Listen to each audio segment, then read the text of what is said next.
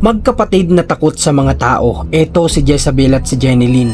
Mula nang mamulat sila sa mundong ito ay nandito lang sila sa kanto ng kanilang tahanan. Ito naman si Jenilyn. Hindi siya nagsasalita. Nakakalungkot lang isipin na dapat ay nag-aaral ang magkapatid na ito, ngunit ngayon ay nandirito sila sa kanilang tahanan at nababalot ng takot. Jenilyn, bakit ka natatakot? Ay, nalayo. Nalayo ito. Hindi ka lumalabas ng bahay? May mga kaibigan ka ba dito? Maraming tanong akong sarili ko, bakit sa akin nangyayari to, sa akin ibinigay ang ganito. Samahan nyo kami ngayong araw dito sa bayan ng Rosario, Batangas upang alamin ang kwento ng buhay ng magkapatid na ito. Good day sa lahat ng mga viewers natin, maging sa YouTube, maging sa Facebook page natin. Ngayong araw, andito na naman po tayo ngayon sa mission. At andito kami sa lugar ng Mabato, Rosario, Batangas. Sa pagdating namin dito sa kanilang tahanan, ay nadat na namin ang magkapatid na nandirito nga sa loob ng kanilang kwarto na makikita nating sira-sira na rin. Isang sira-sirang tahanan ng kanilang pinagsisilungan sa ngayon dahil nga daw ito ay nilumaan na rin ng panahon at hindi maipaayos dahil sa kakulangan sa pera. Ano muna po palang pangalan ninyo? Evelyn po. Nanay Evelyn. Enrico. Nay, ito pong dalawang dalaga mo na anong pangalan nila? Siya si Jezabel. Ito Jenilyn. Jezabel at Jenilyn. Mabuti na lang, Nay, kahit papaano sa amin naharap sila, ano? Opo. Ano po, Nanay, ang sitwasyon nila magkapatid? Sa Ito pong isa, ano po yan, siya? Ano pangalan niya? si Jezabel. Jezabel at Jenilyn? Jenilyn. Jezabel, Jenilyn. Jezabel, Jenilyn. Ako si Kuya Marcos. Mapapansin natin na si Jenilyn ay medyo iwas talaga sa amin. Takot si, takot si Jenilyn nga na, Opo. Takot si Jenilyn. Mas takot si Jenilyn kumpara kay Jezabel. Kay Jezabel. Ito maganito kasi siyang makipagkuhan eh. Kahit papaano minsan nalapit naman sa tao si Jezabel. Oo naman. Pero ito mas hindi. Si Jenilyn. Maano lang siya, lagi lang siyang may kanyang gusto. At dahil umpisa pa lang ay alam ko na ang background na magkapatid na ito, ay mas minabuti namin na pagdating namin dito kanina ay kinausap ko na silang magkapatid ng walang kamera upang makuha ang kanilang loob. So, Nay, anong sitwasyon nila? Anong karamdaman meron sila? Siya mahina ang pang-intindi niya. Hindi siya masyado makatanggap ng mga paliwanag, ganyan. Ay, ganun. Nakakapagsalita po siya? Nakakapagsalita naman siya. Iba ang mga nasasabi, ganyan. Ay, ganun. Ito naman si Jenilyn. Hindi siya nagsasalita. Hindi talaga siya nagsasalita? Hindi. Bakit, Nay? Anong nangyari sa kanila? Bakit? Ilan po silang ganyan, Nay? Bali, 4 sila. Namatay na yung aking panganay, yung isa. O, tapos? Yung isang iyon, hindi rin siya nagsasalita. Yung lalaki. Ay, ganun? Oo. Meron po kasi sila, guys, isang kapatid na sa loob. Hindi ko na muna siya inabahala kasi nagpapahinga, natutulog. So, lalaki po. So, ibig sabihin, 3 silang masabi nating hindi normal. Oo. Tapos yung isa, yun ang normal. Oo, yung nag-aaral. Yung nagtatrabaho siya. Nagtatrabaho. Silang Grabe. Nay, kayo po ba'y may asawa pa? Meron. Na ano pong trabaho ng asawa mo? Ngayon lang siya nakapamitas ng mangga. Ngayon lang ulit. Matagal na tambay siya eh. Mangga? Oo. Okay. Jenilyn, bakit takot ka sa tao? Dali. Ha? Oh. Sino mas panganay sa kanila, Nay? Siya.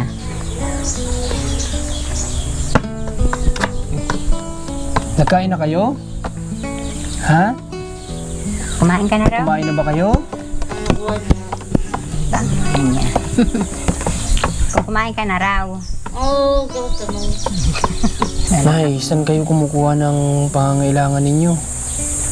Na naman sa yung aking anak, nakakabigay-bigay naman. Kahit pa paano? Kahit pa paano.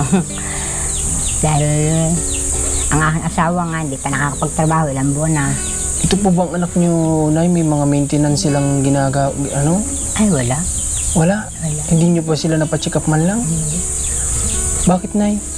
Kapos nga. Kapos sa pera? Kapos sa pera. Jenilyn, Jenilyn, tawag ka. kapag po ba, Nanay, may mga lumalapit dito minsan na tao, Na hindi nila kilala na ano naman sila? Ay, nalayo ito. Pero sila, ito, yan. Saka yung aking lalaki, nalapit, nakakakilala. Pero Siya lang ang iwas. talagang parang takot, may kita mo parang ganon. Iwas niya.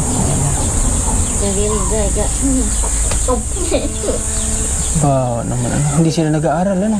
Hindi siya pag-aaral.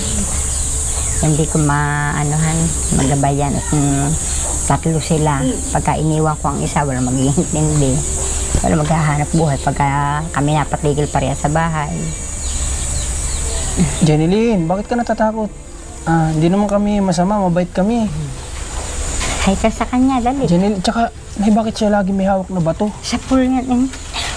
Ha? Bata pa, lagi siya may hawak na bato. Nung unang dating pa lang namin dito ay medyo nag-alangan ako na lumapit kay Jeneline dahil nga nakita namin siya na meron siyang malaking hawak-hawak na bato. Eh, bakit? Ano na niya, laruan na niya. Ginaganon din na niya. Hindi naman siya namamato. Hindi naman.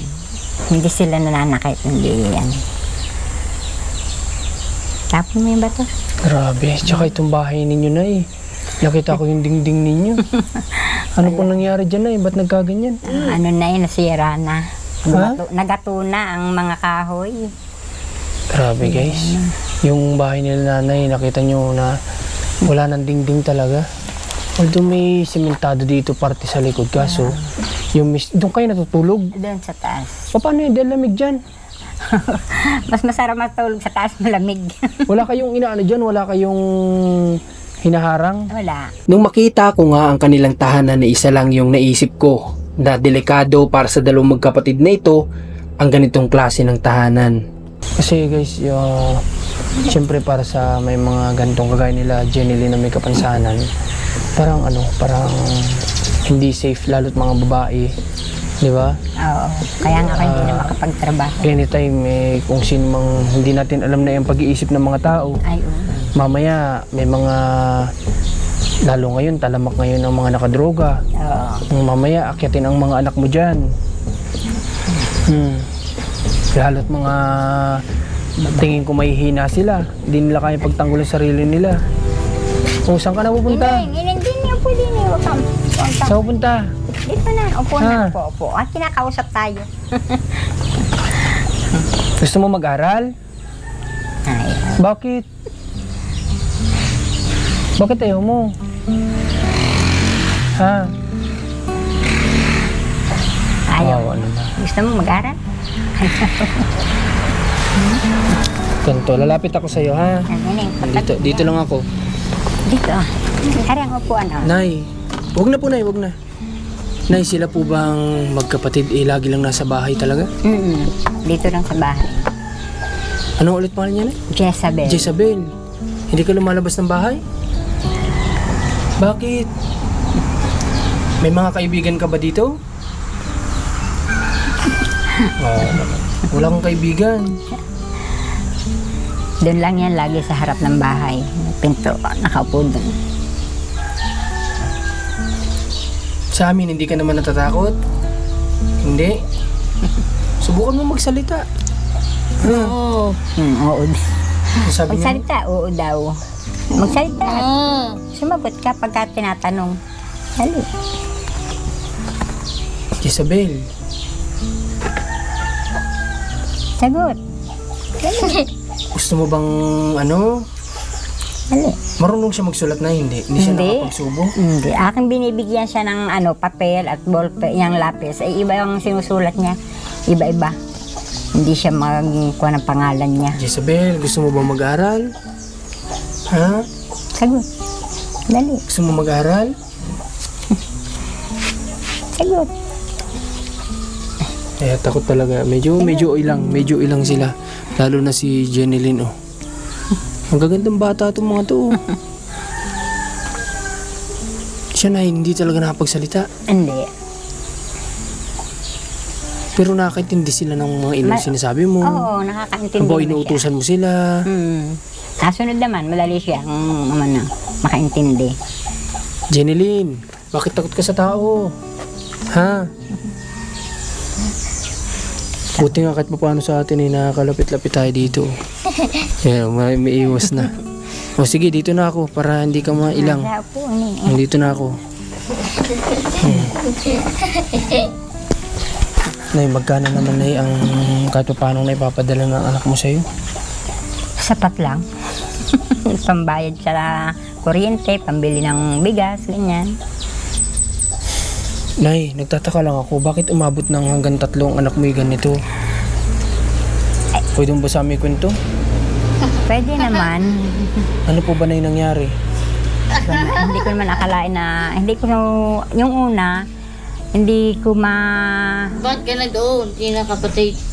Yung, hindi ko akalain na magkakasunod-sunod silang ganyan eh. inamatanaw. Dahil nga sa paghabol sa mga maayos na anak eh, nagkasunod-sunod na ganyan Ito na ba? sa normal. Wala po bang something Nay na nagawa kayo ba? No? Bakit nagkaganto sila? Wala naman. Wala naman akong nagawang ano. Ano pong sabi ng doktor sa inyo? Bakit ganyan Nay? Hindi naman namin na ano yan, napa-check up. Pero ako naman, Hindi, di ba? Sabi niyo, may buntis. di ba sabi niyo inborn? Sa hospital po ba sila pinanganak? Hindi, sa bahay lang. Okay. Ito yung pinagkaiba guys ng sa bahay pinapanganak ng sa ospital. Kasi sa ospital na may newborn screening na tinatawag. Ay, nung panahon yun, wala pa. Pero masaya sila oh. Mga kapatid na parang mahal na mahal nila yung isa't isa. Oh. Kinikis niya sa ano oh. Sige daw, kiss mo daw. Ang kapatid mo. Nakikita ko nga na kahit ganito ang kanilang sitwasyon, tila sila ay masaya sa isa't isa. Ang grabe. Ano din sila, sweet din. Okay. Opo na ay. Ano naman pakiramdam mo na nung, di ba sa una pa lang, nagkaroon na ng diferensya yung panganay mo. Tapos nasundan, anong pakiramdam ng ganun? Nagtatanong ako sa sarili ko bakit nagkaganon, kung anong nagawa ko, ganyan. Maraming tanong akong sa sarili ko, bakit sa akin nangyayari to, sa akin ibinigay ang ganito, ganyan. Pero Nay, kahit kailan naman, hindi ba kayo nagtampo sa Diyos? Ay, hindi. Na Hindi kayo naman ay ako. ang mga anak may ganito ang Hindi. nangyari? Tama po yun Nay. Hindi ako nagtatampo. Kailan may hindi ako na sa Panginoon. Basta ang nasabi ko lang, kalog sa akin ng Panginoon. Kung ano binig sa akin ng Diyos, tanggapin at yun akin. Tama po Nay. Kaloob niya yun Nay. Pero Nay, sa sitwasyon niyo po na ganito, na umaasa lang kayo sa padala ng anak mo, naiisa pang nagtatrabaho, anong pakiramdam Nay na yung alam mo yun, yung nakikita mo ang mga anak mo ay kagaya niya nandito, hindi sila nag-aaral dahil nga sa kapansanan nila. Anong pakiramdam bilang ina na lang na nakikita mo ang mga anak mo ay ganun? Minsan may naisip ko rin na bakit nadaan sa amin ang ganitong lipit, ganyan sa amin ang sitwasyong ito. Pero pinaglalabanan ko pa rin. Iniisip ko may mga anak pa rin ako na sila lang ang aking lakas ng loob. Ng aking mga anak. Pero sa mga anak mo Nay na, di ba, nakakita ka na ibang mga bata, nag-aaral sila, na ang mga anak mo ay lagi lang nandito sa bahay dahil nga sa sitwasyon. Naiisip ko rin yun. Sabi ko, Anong pakiramdam, naawa ka din sa kanila? naawa ko sa mga anak ko. Pag lalo't may nakikita, ito minsan mga sa labas. Pag nakikita niya may napasok. Paalis na sila. Sabi ko, uy, ikaw, hindi ka pumasok ayaw mo. Hindi na siya naupo na lang siya, nanonood sa mga nagdadaan ng eskwela. Oo naman. Alam niyo guys, sa tingin ko ito kay Jezabel. Oo. Si Jezabel, kung gusto niya mag-aaral siguro. Talagang nahirapan kasi siya mag-pronounce, magsalita. Tapos andun nga medyo alam mo yun, hindi ganun. Kasi nga, hindi naman siya lumalabas. Kaya din siguro ito yung epekto na dito lang sila lagi sa loob ng bahay. Oo. Medyo iwas sila sa tao. Siguro kaya ganun. Pero itong isa mong anak, Nay, kamusta naman itong lalaki na panganay? Yan ang mauli. Ang puntahan lang naman niya, yung harap ng yung karsadang yun, pabalik-balik lang yan. Pero sila naman ay nakakaano naman, siya naman ay nauutusan. Ay, hindi. Ito lang dalawang ito. Ito yung isa pa sa kanilang kapatid na mayroon ding kapansanan na hindi ko inaasahan na siya pang lalaki ang may mas malala pala na kondisyon. Makikita natin sa kanya na talagang hindi siya normal. Ganun kung kailan yung Kung lalaki. alin lalaki. Mas malala po ba yung sitwasyon niya? Hindi hindi nagawa. Hindi siya nagsasalita? Hindi rin. Oh, grabe. So, sinilip ko kasi siya kanina. Sabi ko, baka siya yung nautos-utusan ni nanay dito sa bahay. Hindi, wala akong naaanuhan. Pero baligtad pala.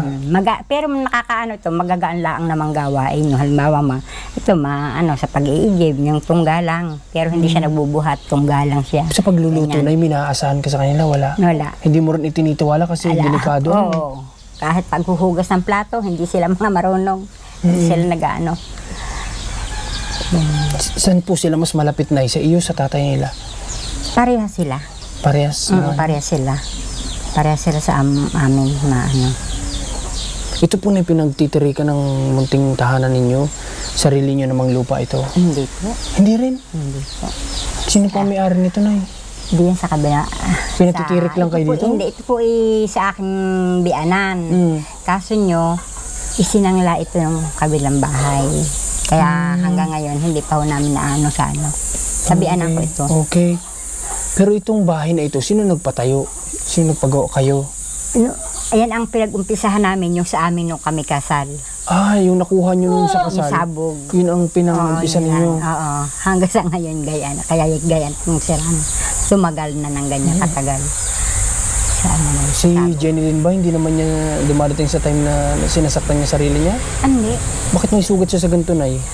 Ayan, yan lang ang habit niya, yung kutkutin ang kanyang ganito. Jenny Lynn. Yung kutkut niya. Jenny Lynn, kung masasaktan sarili mo, ha? Yung kutkut niya. Ha, Jenny Lynn? Sagot kita. Ha? Tsaka, huwag ka sa amin matatakot, ha? Pag pupunta kami dito sa'yo, okay lang ba? Sabi, tango. Dali, tango. Jenny Lynn, okay lang bang pupunta, bibisita kami sa'yo dito? Huwag mong kutkutin yung ganyan mo, nasusugat na.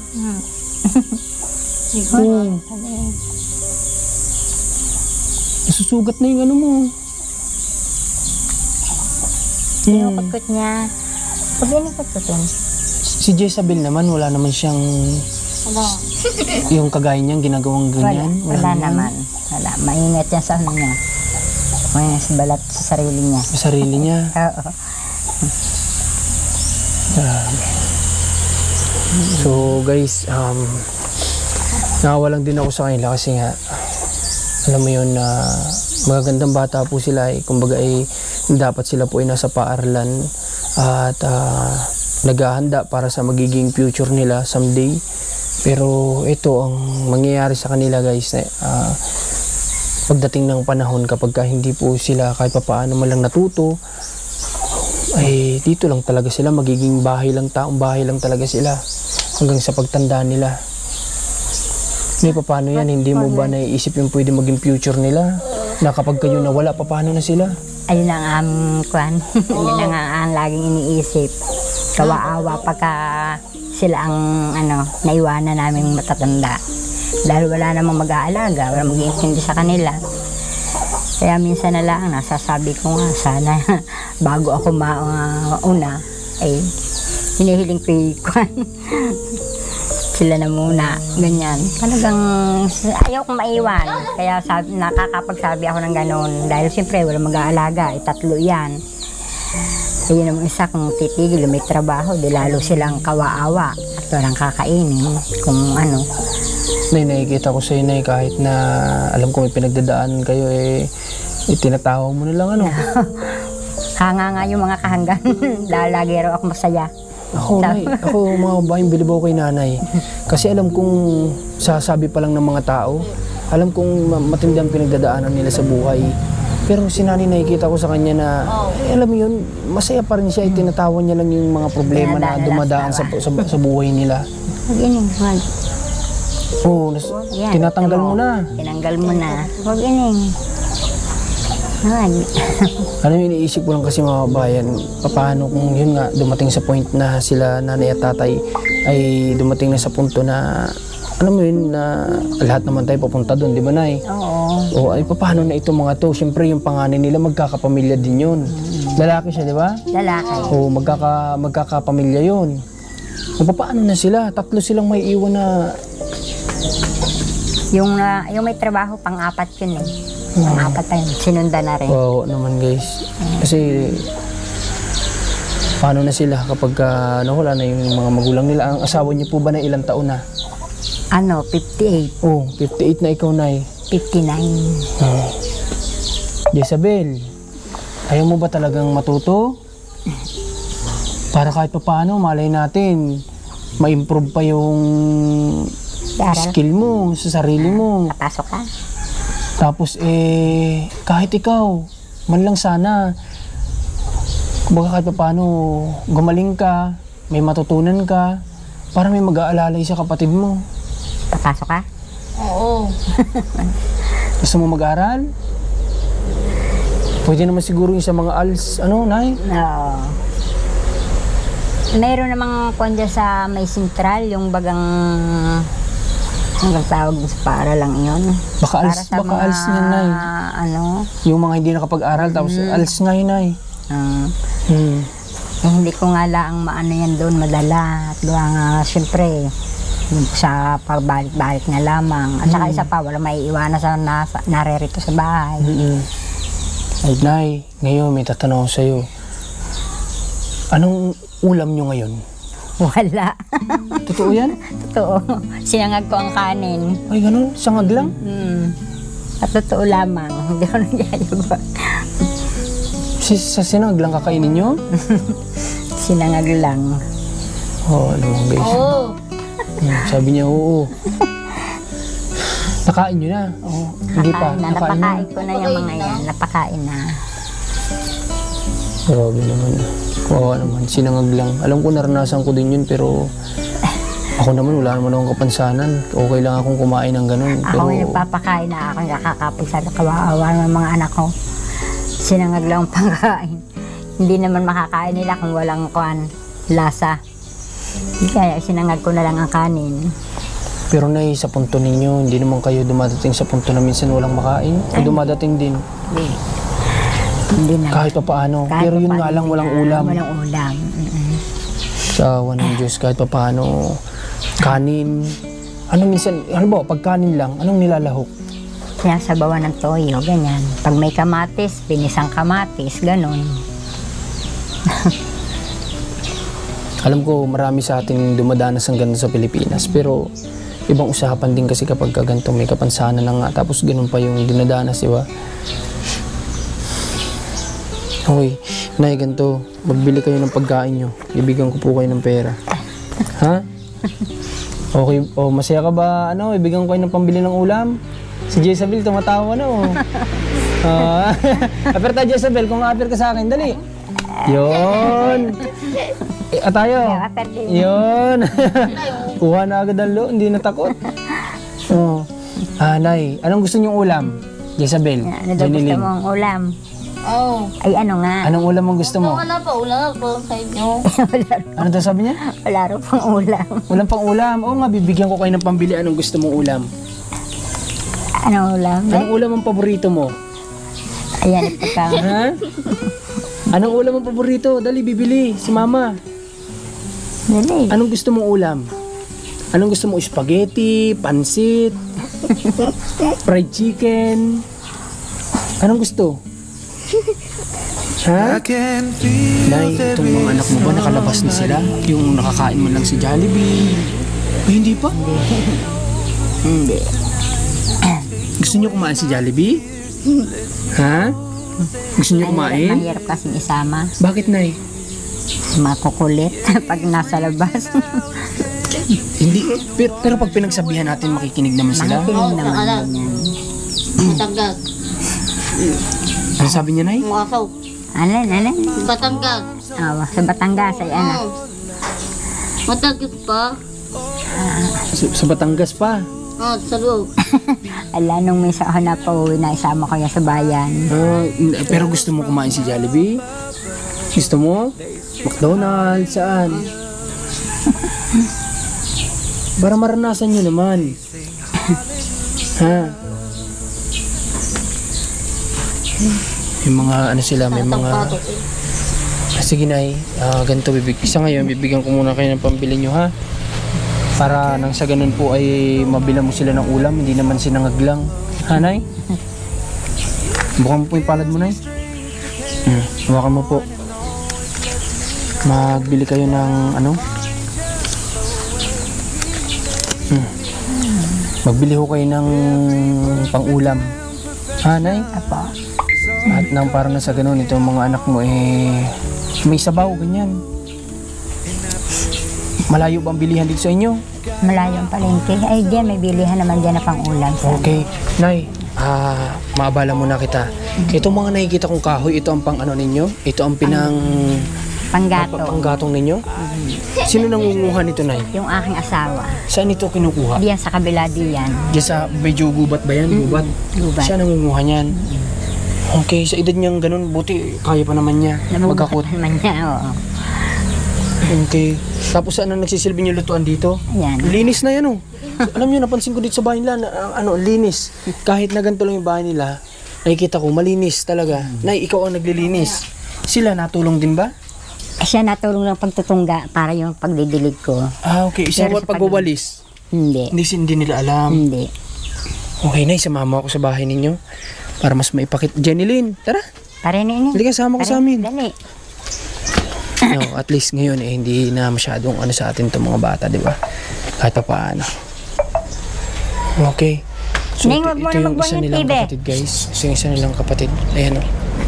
Ito natutulog. Pakita mo. So, ito yung isa niyang kapatid na sinasabi nilang mas malala. Nay, sino natutulog dito sa kabila? Yung aking asawa. Asawa mo, nakabukod siya. Bakit? Bukod na kami sa pagtulog, sinasama ko yung aking mga batang babae doon sa taas. Bakit kayo bukod na eh? Tagal na kami nagbubukod. Hiwalay na ba kayo? Hindi naman. Hindi kami hiwalay. Bukod lang kami sa paghiga. Bakit na eh? Di ba ang mag-asawa dapat magkasama sa higa? Oo. Ay, kami, gawa nga nitong aking dalawa, sinasamahan ko doon sa taas. Okay. Bakit hindi ba pwedeng sama-sama kayo? Ay, arikwan, butas aring aming sahig At na saka rin. sa bagay, dalaga na rin kasi itong mga to. Kaya ko Hindi na rin maganda na ano, no? Okay. Ay, ano laan ako. Butas. Oo, butas yan. Nilagyan lang pala ng Nilagyan lang ng plywood. plywood.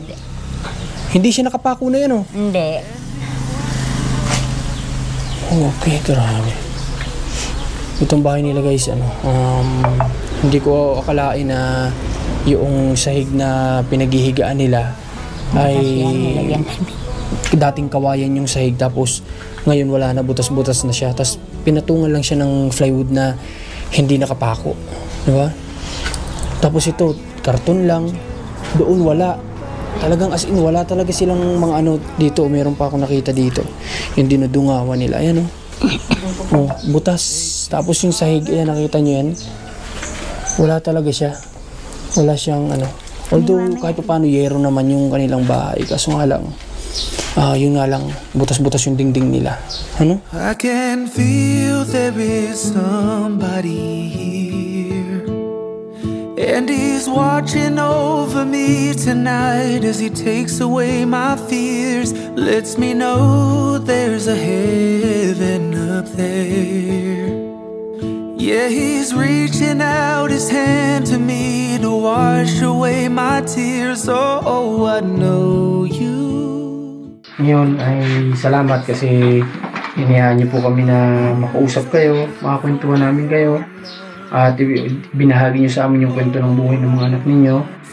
At sana ay wish ko lang na makatulong pa kami sa inyo, Nay. Kayo po ba ay nagpe-pray kayo, Nay? Siyempre naman. Pray naman. Ako na ibilib ako sa iyo, Nay, kasi yung nga matatag ka, yung kahit na may pinagdadaanan ka, masaya ka pa rin sa nangyari sa buhay, ano? Hindi pagka inisip ang problema, kwan, manghihina ang katawan ko. Tama naman. May mga anak pang naasa sa akin. Nay, matanong ko pala, sino po nagpapaligo sa mga yan? Ako. Ikaw rin? Talagang lahat, asikaso mo lahat. Ay, kailangan hindi papaligo. Yung bago malis sa kanya ama, siya nagpaligo yun. Ay, yung tatay? Oo, dahil sabi ko siya magpaligo sa anak niya nilakad. Matigas ang katawan. Mahirap paliguan. Okay. So guys, sana sa lahat po ng gusto nyo magpaabot ng donasyon dito kala namin. Galing nga, parang motor ha. Tulog. Pwede po kayong magpaabot ng tulong sa pamamagitan ng channel natin para may abot po kala nanay. Mag-message lang kayo sa Marcos TV channel. Nasa description po yung page natin. Pwede po kayo mag-message para po sa kanila. At nay, sa ngayon ay kami po ay pupunta na din muna. Ano? Salamat dahil nakilala namin kayo. Salamat din. Salamat po niya. God bless po sa inyo, nay. God bless po yan kayo sa lahat. Okay. Salamat po sa lahat ng sumusuporta. Huwag niyo kalimutan mag-like, comments, malaking bagay at hindi pag-skip ng ads. At maraming salamat. Sana po ay marami pa tayong matulungan hanggat nandito tayo sa Quezon. Sana marami tayong mapuntahan pa na kagaya nila nanay. Salamat po sa suporta nyo. Muli, suportan nyo yung Commander ni Marcos Runs TV. Suportan nyo yung Team Marcos. Salamat po.